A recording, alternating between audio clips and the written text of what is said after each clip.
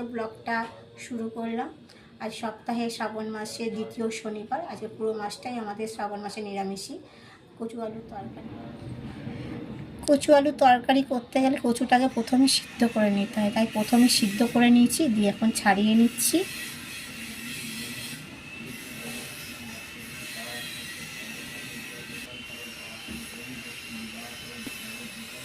পুরো পরিষ্কার করে নিতে হবে, কচুর খোসাগুলো ছাড়িয়ে রাখছি এক জায়গায়। প্রত্যেকটা কচু এরকম পরিষ্কার করে ছাড়িয়ে নেবো। ছাড়িয়ে নেওয়ার পর আপনাদের দেখাচ্ছি আমি কী দিয়ে রান্না রেডি করে ফেলেছি। টমেটো পেস্ট, হলুদ, আদা, জিরে, ধনে, লঙ্কা, চিনি, নুন। এটাকে আমি আলু ভাজা বসিয়ে দিয়েছি, কচুর তরকারি আলু ভাজা বসিয়ে দিয়েছি হচ্ছে। এবার আমি মশলাটা রেডি করে দিয়ে দেবো। এবার রেডি করা হয়ে গেছে, মশলাটা দিয়ে দেবো।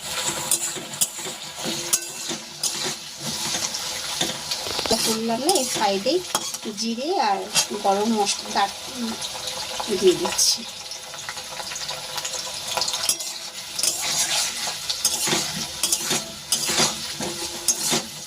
মশলাটা দিয়ে এবার কষিয়ে নেবো।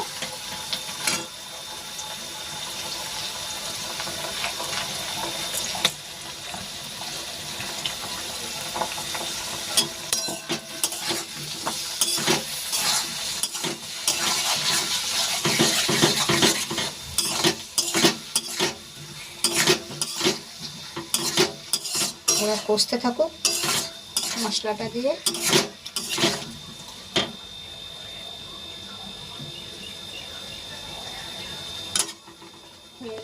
কচু আলু তরকারি হয়ে গেছে, একটু বসবে তো। ঠাকুর দিতে যাচ্ছি, বাবা ঠাকুরের মন্দিরে পুজো দিতে যাচ্ছি।